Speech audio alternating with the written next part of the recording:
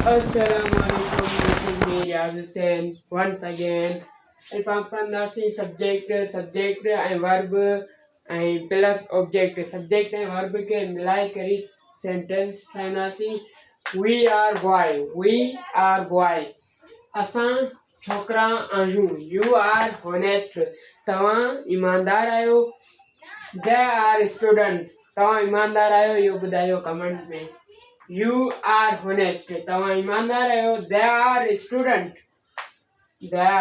student, ये शागिर्द आहिनि. He is good boy, ही सुठो छोकिरो आहे. She is girl, ही छोकिरी आहे. It is marker, ही मार्कर आहे.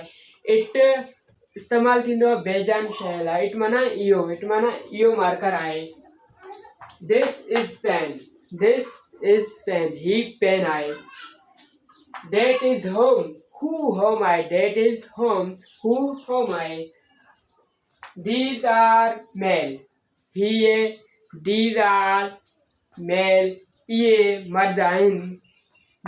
Those are female, उहे औरतूं आहिनि.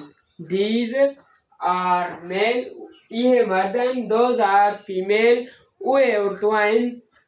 हाणे पाण हलंदासीं मांडल वर्ब खां. मांडल वर्ब खां पोइ पढ़ंदासीं पाण प्रेज़ेंट. मांडल वर्ब पढ़ंदासीं. केन माना सघण. केन जूं ॿ मानायूं आहिनि. हिकिड़ी आहे आम ख़ासि हले थी केन माना सघण, ऐं केन जी माना ॿी बि आहे केन माना करे. कुड माना सघियो. शुड माना घुर्जे.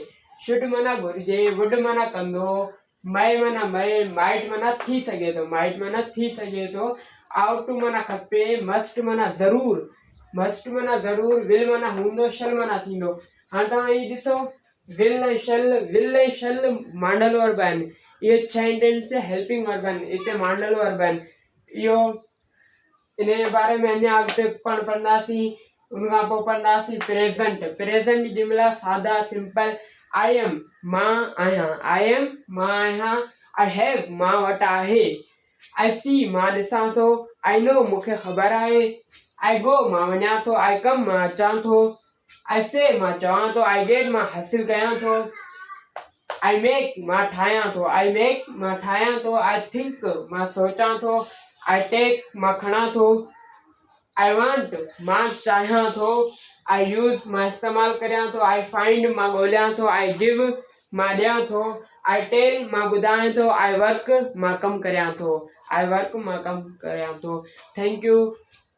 वरी मिलंदासीं इंशाअल्लाह. दुआ में यादि.